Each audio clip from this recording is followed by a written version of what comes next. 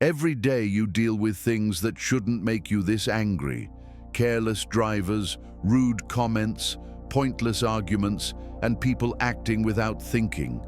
Yet somehow, these tiny moments hijack your entire mood.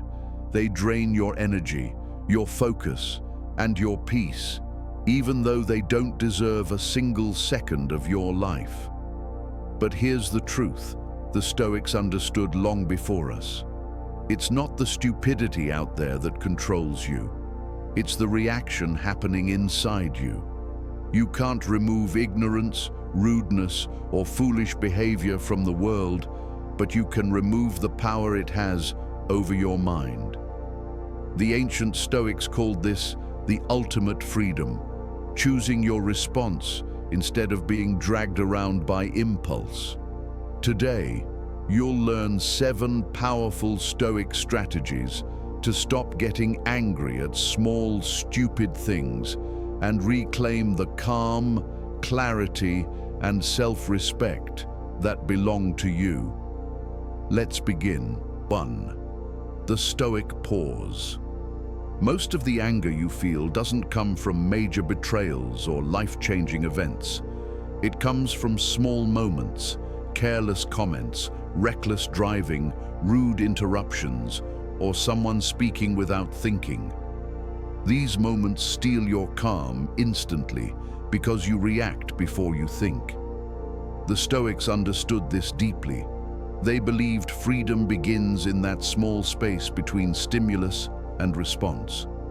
Modern psychology calls it an amygdala hijack, your emotional brain firing before your rational mind has a chance to speak. That's why you snap, raise your voice, shut down, or replay the moment in your mind all day. You didn't choose the reaction chose you. Stoicism gives you the antidote, the pause. The Stoic pause is 3 seconds of taking your life back, not suppressing anger, not pretending everything is fine, just holding yourself still long enough to regain authority over what you'll do next. These few seconds separate the reactive from the self-mastered. Imagine someone cutting you off while driving. Your body tightens instantly. The old version of you wants to lash out, honk, curse, or speed up. But the pause breaks the cycle. One slow breath, one moment of awareness, and you see the situation clearly.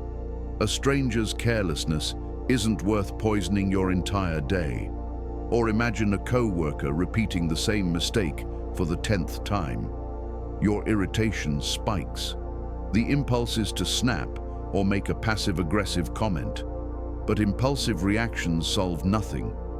In the pause, you realize something important. Clarity will fix the issue. Anger won't.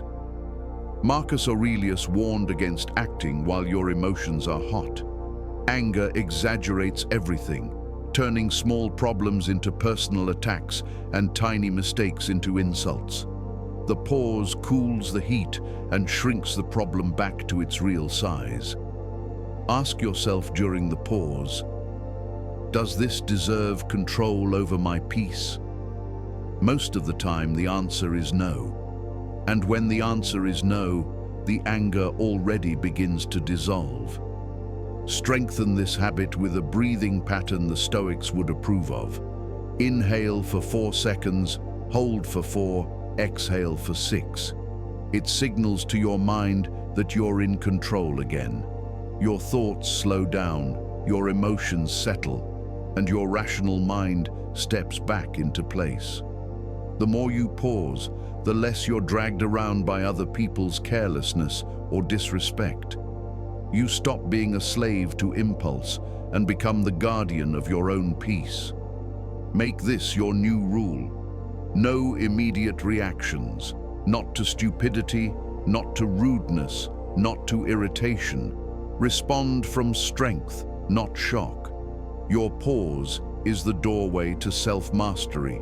And once you master that doorway, no stupid moment can knock you out of your center again. 2. Lower your expectations. One of the biggest reasons you get angry at small, stupid things is because you walk through life assuming people should think like you, care like you, and behave like you. You expect people to drive logically, speak respectfully, follow common sense, and show even basic awareness. But that unspoken assumption is the main reason minor irritation becomes real anger. You're not reacting to what they did. You're reacting to the gap between who they are and who you think they should be. Marcus Aurelius understood this.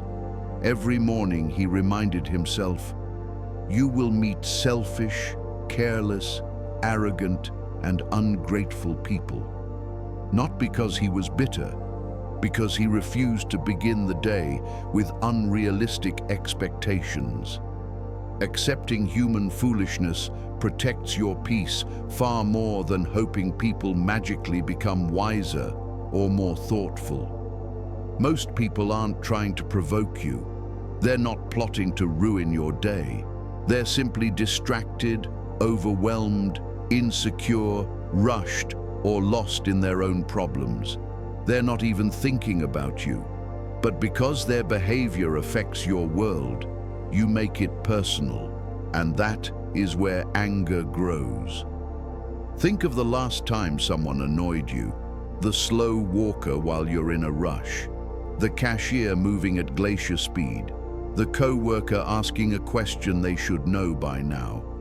Your frustration wasn't caused by the action, it came from expecting something different.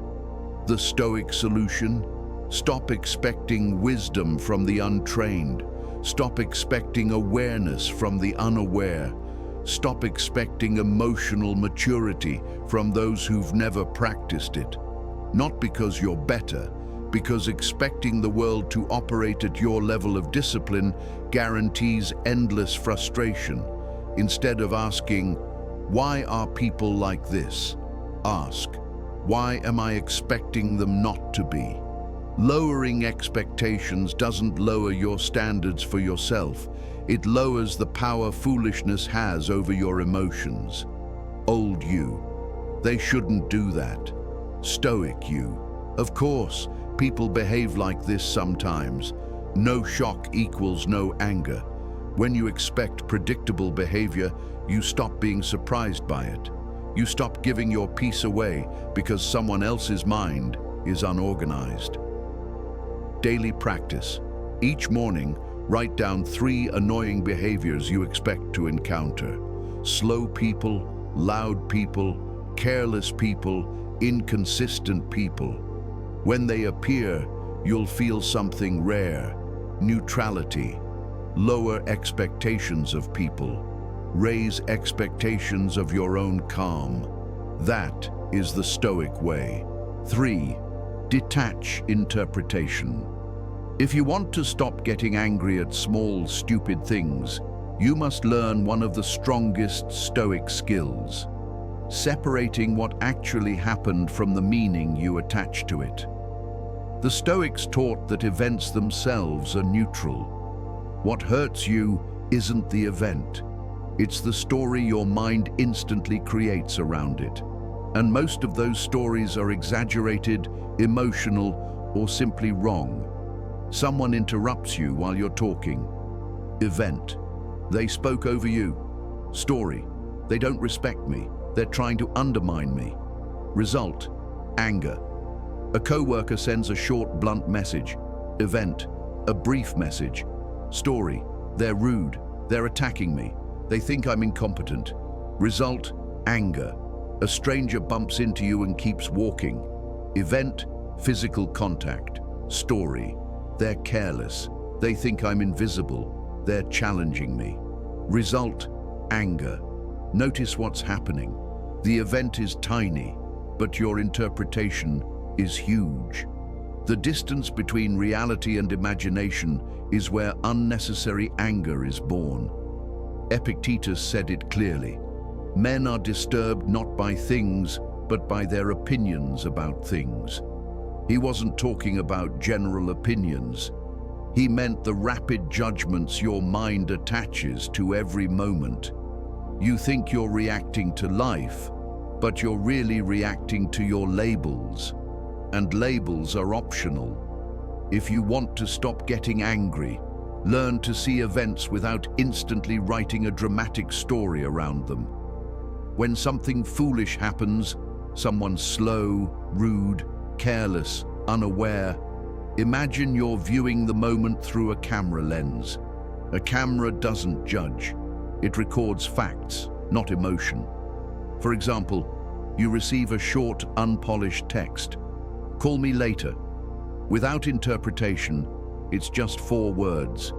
But when you add a story, they're upset, they're demanding, they're disrespectful. Your emotions react to the story, not the text. You've created an invisible enemy out of nothing, or someone gives you a strange look. Event, a look. Story, they must think something bad about me. The mood shift comes from your imagination, not the look itself. The Stoic approach is simple. Observe first, interpret later, or don't interpret at all. When something bothers you, ask, what actually happened, without judgment or emotion? Strip the story. Keep only the fact. What meaning am I adding on top of the event? Catch yourself personalizing or exaggerating. Is my story proven, or am I guessing? Most anger is fueled by assumption. What's a calmer, more realistic interpretation? Maybe they were tired, stressed, distracted. Maybe it had nothing to do with you. This isn't about excusing bad behavior. It's about freeing yourself from emotional illusions. When you detach interpretation, something powerful happens. The things that used to irritate you suddenly feel too small to bother you. You realize most of your reactions were about your own assumptions, not reality. Try this phrase when someone frustrates you. That's the event. My reaction is optional. That small sentence creates space, and space is everything. Because in that space, you regain control. You stop reacting on impulse. You choose your response with clarity, not wounded pride. Detachment doesn't make you cold. It makes you accurate. It protects you from emotional fiction. And once you learn to separate facts from stories, most of the stupid things that used to anger you lose their power instantly. Detach the interpretation. Neutralize the anger. Return to reality, not the version your mind invents. 4. Protect your energy. One of the most draining parts of modern life isn't the noise, the stress, or the responsibilities. It's how long you allow foolish moments to live in your mind. Someone does something thoughtless, and hours later, you're still replaying it, still irritated, still wasting energy on something that didn't deserve even 5 seconds of your attention. This is the hidden trap. You don't just get angry, you carry the anger. You let it echo in your mind. You let it take space it never earned. The Stoics understood something simple and powerful. Your attention is your most valuable resource. Whatever you focus on expands. Whatever you keep in your mind affects your emotional state. So the rule is this: don't let foolishness stay in your mind longer than the moment it happened. Rudeness lasts seconds.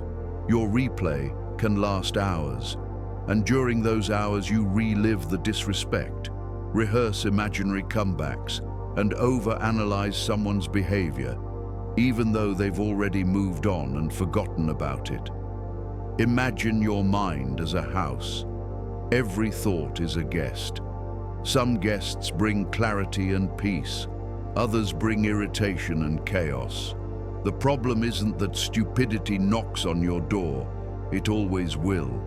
The problem is that you let it inside, offer it a seat, and let it stay the whole day. A foolish moment should hit your mind like a splash of water. A quick shock, then gone. But most people let it become a stain they stare at all day. Here's the Stoic truth. What you allow to stay in your mind becomes part of your identity. If you focus on nonsense, you become reactive. If you focus on peace, you become steady. If you focus on stupidity, you become drained. Protecting your energy starts with recognizing what doesn't deserve your attention. Most things that anger you fall into 3 categories. 1. Things that won't matter tomorrow. Traffic, delays, awkward moments, small mistakes. If it won't matter in 24 hours, it's not worth 24 minutes of thought. 2. Things that weren't personal. Most foolish behavior is accidental, not intentional. People act from their own stress, insecurity, or distraction. 3. Things outside your control. You can't control how fast someone works, how aware they are, or how respectfully they behave. But you can control how long they stay in your mind. Your mental energy is currency. Spend it wisely. Don't waste it on strangers. Don't invest it in people who act without thinking. Don't attach your inner peace to someone else's chaos. The mental eviction ritual. When something stupid happens, imagine writing it on a small piece of paper, crumpling it, and throwing it out. Say to yourself, "This doesn't stay." This symbolic act cuts off the replay cycle before it begins. Another powerful Stoic phrase, "Not my mind, not my problem." This reminds you that their behavior reflects their inner world, not yours. The more you protect your energy, the lighter you feel. You stop giving emotional discounts to people who haven't earned access to your mind. You stop carrying moments that were never meant to remain with you. Let stupidity pass through you like wind through an open window. In, out, gone. No resistance, no replay, no emotional rent. Guard your mind as if it's priceless, because it is. 5. Choose the higher response. Every time something small, foolish, or beneath your standards triggers you, you face a choice. One most people never notice. You can react downward, matching the energy of the person who irritated you, or you can respond upward, choosing clarity, dignity, and discipline. This is where real Stoic strength lives, not in overpowering others, but in mastering yourself when others can't. The world is full of people who act on impulse, speaking without thinking, snapping without intention, and living in emotional survival mode. When one of these people crosses your path, your instinct may be to meet their chaos with your own, sarcasm, anger, or confrontation. But the moment you react downward, you don't punish them, you punish yourself. You drop your standards to match theirs. Stoicism teaches the opposite. Do not descend to the level of the behavior that irritates you. Rise above it. Picture 2 people screaming at each other in public, throwing away their dignity for a moment of false power. Now picture someone who remains calm, centered, and composed. No raised voice, no emotional spike, no need to win. That person isn't weak, they're untouchable. While others are ruled by emotion, they're ruled by reason. That is the higher response. And choosing the higher response doesn't mean allowing disrespect. It doesn't mean you ignore problems or let people walk over you. It means you respond from strength, not from emotional shock. It means you stay aligned with your values while others lose control. Real examples. Someone speaks to you with arrogance, downward reaction. Who do you think you are? Higher response. I'll respond when we can speak respectfully. Calm, direct, powerful. A coworker unfairly blames you. Downward reaction, snap, argue, escalate. Higher response, let's slow down and look at the facts. You control the tone instead of following theirs. A stranger insults you online. Downward reaction, respond, attack, waste energy. Higher response, silence, block, move on. No one wins by wrestling with pettiness. When you choose the higher response, you dominate the emotional tone of the moment. You gain the psychological high ground. People who act foolishly often reveal their immaturity more clearly when you refuse to join their chaos. Your calm becomes a mirror that reflects their instability. A powerful tool for the higher response is using neutral grounding phrases. I hear you. Let me think about that. I don't take part in conversations like this. Short, controlled, unshakable. These phrases break emotional momentum.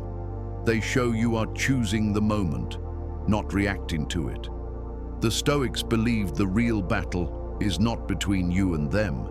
It's between you and your impulse to abandon your principles. The fight is internal. The victory is self-mastery. A practical challenge. For the next 7 days, every time something irritates you, pause and ask, what is the higher response here? Not, what feels good right now? How do I win this moment? But, what action reflects the person I want to be? This question pulls you out of emotional reaction and into intentional behavior. It shifts you from victim to architect. Remember, you never look strong by reacting emotionally to nonsense. You look strong by refusing to be dragged downward. You look strong by staying calm while others expose their chaos. You look strong when your choices show discipline, not impulse. Every moment offers two options: drop down or rise above. Choose the higher response. That choice will change how the world experiences you and how you experience yourself. 6. Build emotional muscle. Most people get angry at small, stupid things because their emotional muscles are weak. They've never trained patience, never strengthened their tolerance for discomfort, never learned how to stay centered when life throws something unexpected at them. Their mind collapses under small stress, the same way an untrained body collapses under the slightest weight. Stoicism teaches the opposite. Strength is developed through deliberate challenge, not chaos, not endless suffering, but small, intentional discomforts that toughen your mind and build emotional resilience. Think of your mind like steel. Without pressure, it bends. Under the right pressure, it forges. If minor irritations consistently break your calm, it's not because life is unbearable. It's because your emotional threshold is too low. Modern life has made people soft. Everything is convenient, instant, predictable. But comfort has a hidden cost. The more comfortable you become, the less capable you are of handling anything uncomfortable. You're not angry because life is too hard. You're angry because you expect life to always be smooth. The Stoics understood that emotional strength requires training. Marcus Aurelius slept on hard surfaces, practiced going without luxuries, and embraced physical hardship to sharpen his mind. Seneca exposed himself to discomfort so he would never fear it. They weren't punishing themselves. They were becoming unbreakable. And here's the paradox. When you choose discomfort intentionally, the discomfort you didn't choose stops controlling you. How to build emotional muscle today. Here are 5 modern Stoic exercises that strengthen your mind. 1. Cold exposure, even 30 seconds. Not to shock your body, but to remind yourself, I can stay calm under sudden discomfort. If you can control your breath in cold water, you can control your temper under pressure. 2. Fasting from convenience. Take the stairs instead of the elevator. Walk when you'd normally drive. Make your own coffee instead of buying one. These small challenges teach your brain comfort is optional. Stability comes from within. 3. The no reaction training hour. Choose 1 hour a day where you do not react emotionally to anything. No matter what happens, someone annoys you, observe. Someone interrupts, breathe. Someone is careless, remain still internally. This retrains your brain to respond, not react. 4. The one difficult task ritual. Every day, do one thing that feels uncomfortable. A tough workout, a hard conversation, a mentally demanding task. When you complete something difficult on purpose, your mind becomes stronger for the challenges you didn't choose. 5. Intentional boredom. Sit still for 5 minutes with no music, no phone, no distractions. Most people can't handle silence, but when you train boredom, you train emotional steadiness. You teach your mind to stay calm even when stimulation disappears. As you practice these, something powerful happens. Your tolerance expands, your emotional baseline rises. Your mind becomes grounded, steady, unshakable. The things that once triggered instant anger now seem small, even amusing. Someone cutting you off, speaking rudely, moving slowly, or acting clueless no longer provokes a surge of emotion because your emotional muscles can carry the weight easily. The truth is simple. Weak minds explode at small problems. Strong minds remain steady under pressure, and emotional strength is not inherited. It's built through discipline, repetition, and voluntary challenge. Ask yourself, am I training my mind or am I indulging its weaknesses? Calm doesn't appear magically. You build it the same way you build physical strength, gradually, intentionally, consistently. The more you expose yourself to controlled discomfort, the less the uncontrolled discomforts of life will shake you. Train your emotional muscles daily. Become the kind of person who stays steady while others fall apart. Let your strength show not through aggression, but through unwavering calm. Emotional resilience is not a gift, it's a discipline. And once you build it, no stupid thing can break you again. 7. Convert anger into clarity. Anger is not always the enemy. Sometimes it's a messenger, a signal that something inside you needs attention. But most people never pause long enough to listen. They explode, suppress, or distract themselves, never realizing that their anger held information that could make them stronger, calmer, and wiser. The Stoics didn't deny anger. They transformed it. They treated it the way a blacksmith treats fire, not something to fear, but something to use. Fire can destroy, or it can forge. Anger is exactly the same. When you learn to convert anger into clarity, even the stupid things that once irritated you become chances for self-mastery instead of emotional traps. The first step is simple. When anger rises, don't judge it. Shame yourself for feeling it, or immediately act on it. Observe it like a scientist examining a reaction. Ask, what is this emotion trying to tell me? You'll be surprised by the truth it reveals. Someone's careless behavior may trigger you because you're exhausted. Someone's rude tone may bother you because your boundaries are too vague.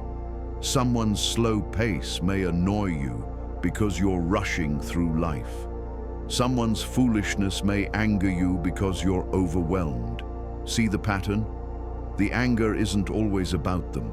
It's often about you, your state, your limits, your needs, your priorities.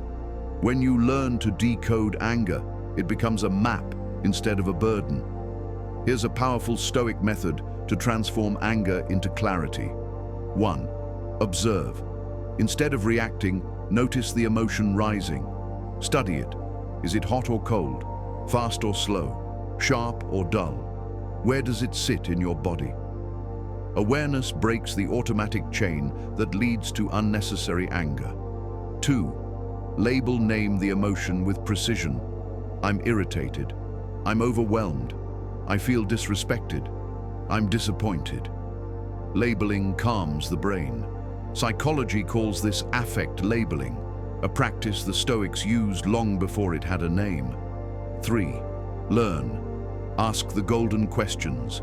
What is this emotion pointing to? Is this about boundaries? About fatigue? About control? Is this even about this moment? Often the anger comes from something deeper: unrest, stress, or emotional buildup you've ignored. 4. Adjust. This is where anger becomes useful. Use it as data to make a change.